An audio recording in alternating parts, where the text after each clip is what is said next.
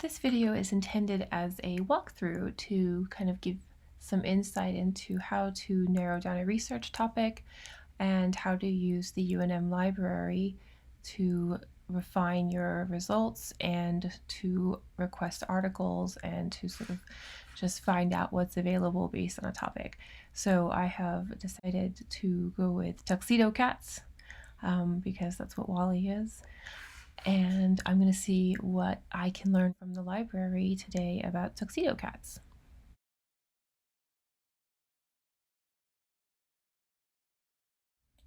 So I'm going to start, this is just the library.unm.edu homepage, and I'm just going to go really broad at first and see if there's anything at all in the catalog about my topic. So when I first do this, I'm not on campus right now, right? This is what that yellow bar means. And when I'm looking through the results I got, which actually aren't that many, 778 is not actually a lot as far as articles go. Fewer articles means that you have to do less skimming to find articles relevant to your topic. When I am not logged in, I will get this. It'll say log in to gain access to the results. So all you have to do is go back up here and log back in. It'll give you a login screen, and then it'll give you access to all of those. So when I look through this, just if I'm just looking at the top hits, it can kind of start giving me some ideas about the topic already. So if I was thinking about animal abuse or wanting to write about sort of the place of the tuxedo cat in stopping animal abuse, this seems to be a potential. And if I wanted to come down here and look at, this looks like it could be something to do, they're always going to offer. At some point it's helpful, you just would chat with the librarian. Here, this quarterly of linguistic usage, you know, I'm an English major, so that seems like it could be interesting. And then this looks like it might be a bio approach, like how they get that distinctive coat. So I'm going to look those things up and let's see what I got. Skimming the first few articles you find early in the research process will help you get the lay of the land regarding your topic and find more key terms for researching. So this is absolutely nothing to do with what I thought it was going to be, which is always interesting in research. And I wanted to highlight that sometimes while you're researching, you're going to come across some pretty weird stuff. And in this case, apparently there in Nova Scotia, there were some cats that ran for public office, and they called it the Tuxedo Party. So that's kind of cute. This is the kind of thing that, depending on where the paper goes, I will keep on the sideline for like a potential introduction or conclusion, because that's kind of where some of the fun stuff sometimes goes. So if I were writing this paper, I might be like, oh, well, that maybe that'll make an appearance. It would be on the maybe, you know, huge list of things that could work for an introduction. So this appears to be almost like an early concept of somebody, and it says it was from 1991 on the next page. So just skimming it, quickly, it seems like this is about the origin of the phrase tuxedo cat for bicolored cats. So now I've learned a new word for tuxedo cats. So I'm going to keep tabs on that because that's a word that I might want to use if I can't find research information on tuxedo cats that will help me, or I can't find a topic that interests me. I can try out bicolor cats, and I'll see if that yields any results. So here's another one, and this one I learned another new. I've never heard of piebald patches. I had heard of bicolor cats, but this is totally new. And this is the white patterns on the coats of black and white cats. So that's actually really interesting. I mean, just reading the description, it's because I never would have thought that they were white patterns on a black cat, you know? So like, I'm just going to keep in track of things that I find different and interesting. And I will just paste my piebald patches, and because that's another phrase that I can use later. And then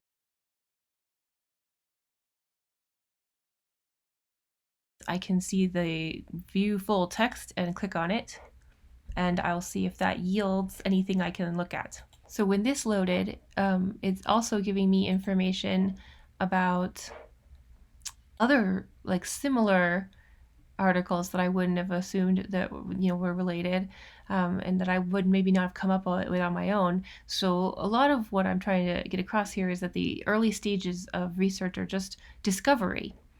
You're just sort of looking to see, what kinds of terminology do people use to discuss this when they take it really seriously, like people who study cat fur coat genetics. That's way more serious than I would have expected just walking right in. But it does make sense once you get into the topic that people would be spending time researching it. So just to return to this first article, because it has a lot of really helpful typical UNM source stuff. So this is stuff that I would almost always see on an article or book that you would find at UNM that's listed. So there's two things. One is your PDF or HTML full text, and the other is this like array of tools here. And the last thing is if you have installed Zotero, there's a little piece of paper up here that is saved to Zotero. So if I click on this, this is the name of a short story, but I'm gonna say, no, I don't want it there, because I don't yet have something set up for this paper that I'm not actually writing. So I might just save it to my library in general and hit done. And then when I go to Zotero to look for this later, it'll be saved with the PDF because the PDF is available. Another thing that can be handy is the cite option, which gives you a list of all of the citations that you can list on your works cited page or reference page. For my class, we're almost always using MLA, and so it'll suggest to you to put works cited in case you forget and always put bibliography. It's supposed to be works cited, and then it actually gives you the citation with the correct second line indentation. So this is great, and you can just copy it and you don't have to worry about locating the source, and then you paste it into your paper and you're all set on your works cited page for this source. And even if you find a book someplace else, I suggest running it through the UNM database just so you can get this citation and make sure it's accurate. It's actually much easier than using like AZBib or the OWL at Purdue's, because in those you have to type in the information, I think, for everything, or have it search for the book and hope that it's the right version. But if you type it in to the library, you can just check all that and not have to type it all in. You can just search for it.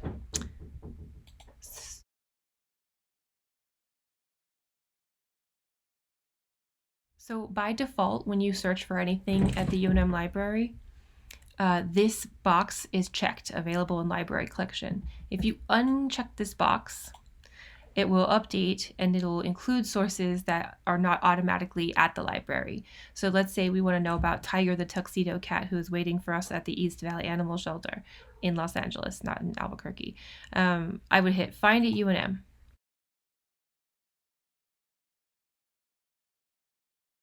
It's going to bring up, we were unable to find full direct links for this item, for full text links. So it's going to give me the citation information, more or less, but we don't have it. So I can request an item, copy this item. And this is where a lot of students become very anxious. But this is very straightforward. So you hit request it, and it'll take you to ILLIAD, and you have to log in. Just your UNM email. And it'll automatically fill out the article request, right? It's where it says required, it'll fill those things in and you can kind of check it, but it's up to you. If you want to fill in more, you can and make it easier. You would just go back to the original and see what information is available. Looks like that's probably all they'll need. And then you click the purpose of use. For you guys, it'll probably be coursework. For me, this scenario is teaching. I'm not actually going to request it because somebody has to process this, but then you would just click submit request, right? And that's fine. So after you submit the request, it will go into your history. So I can show you some requests that are not this one because I'm not going to request this one, like I said. So I have a whole bunch of little articles and stuff that I've asked for recently, and these are some of my more, these are going way back. I haven't researched the history of Poland since 2020, So they haven't needed to, they didn't do a lot for me, but they kept a record of it, and that's always nice. So it's really easy to use ILLIAD. It'll automatically fill it in for you, and then it keeps a history of it. I think it keeps it on file as a PDF if it's electronically received. It'll keep it on file as a PDF for 30 days, and then it'll delete it. So you should make sure you log in and download it before that. And then if it's a physical book, you just pick it up at the Zimmerman at the main desk, unless you request to like pick it up someplace else. I think you go to the profile and you can request to pick it up at Centennial or the Fine Arts Library instead.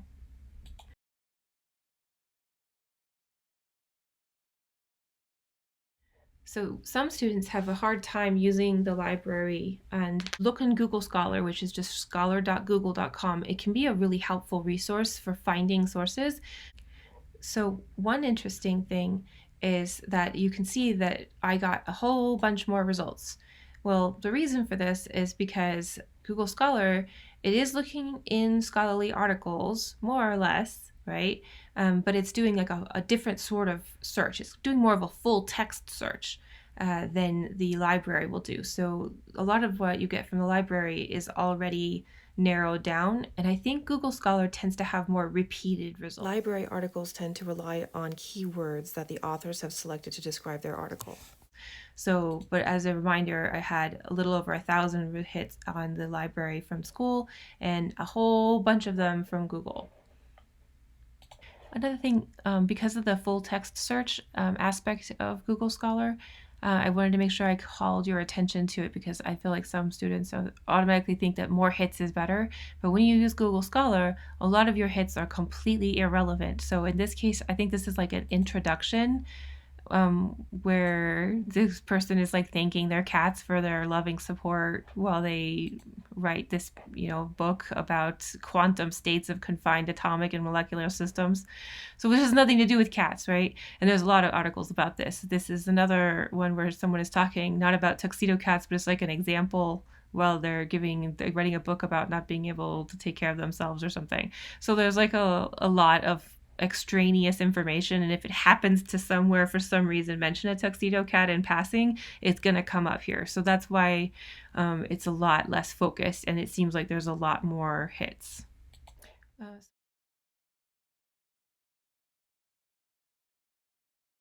So here's an example of the odd thing that sometimes happens in Google Books or Google Scholar. So this linked me to a book. My last search was the Lion in the Living Room, right? And it is taking me to Google Books because that's how Google works, right? This is the link. This is on the second page. And it's going to take me to the excerpt, and this is like a limited preview. And if I scroll down, the only way to get the thing, I can get it from the main library according to this, because it doesn't know that I'm a student, right? Google doesn't know. And I'm not, but you are, so just pretend. Or it's going to suggest that I buy it for $13, okay? And for a book, that's actually not so bad. And just continue to just like bear in mind that sometimes articles can be, over $50. But that's crazy. You're a student at a flagship university with full access to a library, to like an academic research library. So go back to the library and just type in the title of the thing you want and see if it comes up. Because even if we don't have it in the collection, you can still request it through ILLIAD like I showed you earlier. So just real quick, when we look through the hits that this has given us, it's a lot of keywords, but it's not the book we're looking for.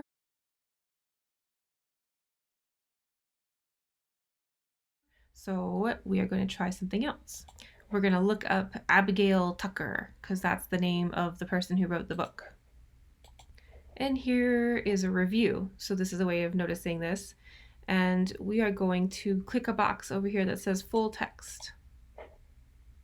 And that didn't work. It's still just giving us reviews. So we're going to take off full text, and we're going to change Abigail Tucker to the author. And by having it search for Abigail Tucker in the author box, or in the author category, it might give us the one that we're looking for. This is a normal thing to have to do. like fiddling with it a little bit. And we still are only getting a review. So I went back and I have clicked print book and ebooks, right? Because that's what we're looking for. And the library doesn't have it. So now we have an option. We're at a crossroads. We can either do without. You see, I don't need to know anything about the line in the living room. It's fine. I give up this book, which seemed perfect for my topic. I don't need it anymore. You can pay $13 for it, or you can go to ILLIAD, go to New Requests, Book, and just type in the thing that you're looking for. We've already got all the information from the Google Books page, so we can just put everything in there. We can take a note. I always just copy and paste the publisher. It was published in 2016, so I'm going to go right back over here. I'm going to paste in my publisher. I'm going to type in 2016. The other thing that can be really helpful is to grab the ISBN number, right? Because it does ask for that. Same kind of business. Just paste it in and let them know that you have no preference, or, usually I think sometimes students have a preference for electronic copies because you don't have to go pick it up, or, it just depends on your situation. And then you'll fill in that it's coursework. And that's all you really need to request a book off of ILLIAD. And then once you submit the request, the library and the people working in the library will process it usually in just a few days, especially if you're asking for an electronic copy. If you're asking for a print copy, then it has to get often mailed to the library, like in the snail mail. So you have to wait for it to come in. So that's another reason why electronic tends to be better if it's available. But yeah, it's really not that big of a deal to request stuff from ILLIAD, so don't feel anxious about it. And they have their numbers at the bottom, so if you're feeling anxious and you're just not sure, you can call and ask questions.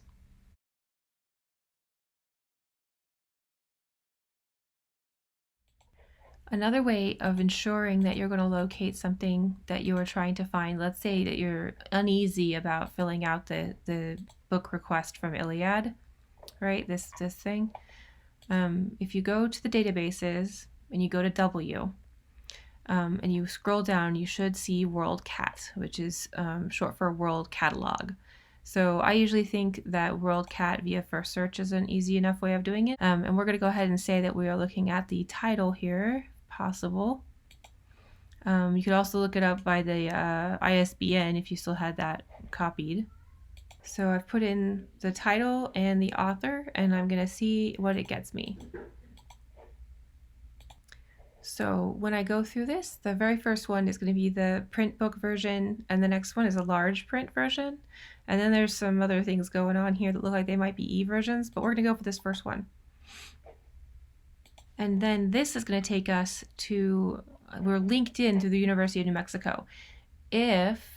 When you are looking at the Google Books version that you got via Google Scholar, if you go down here and click Search WorldCat, it'll show you this exact same page, but it won't have these two options because you won't be logged in the University of New Mexico. It'll just say create account, sign in, and tell you where to get it. But since we went through UNM, it's already logged in, and all we can have to do here is click request on interlibrary loan, and it'll take us to that same page, and it'll have it all filled in for us. So there's a couple of ways of getting stuff off of Google Scholar. But if ever, and I'll repeat this, if ever you're looking for something like an article or a book on Google Scholar, and it says, buy this article, definitely don't buy this article. Don't do that. Stick it in through the UNM search engine. Either the university will either already have access to it and you can instantly get it, or you can request it through ILLIAD in just a couple of days. Also, make sure you explore all the different subjects available through the different databases. There's just so many things that you can follow up with via UNM. Don't get too overwhelmed. Some opening ones would be JSTOR or EBSCOhost, or you could just chat with a librarian and say, hi, I want to write a paper on whatever, which databases do you suggest? And I bet the librarians would be very happy to help you with that. They're very helpful people. Otherwise, I hope that this was instructive, and good luck with your research.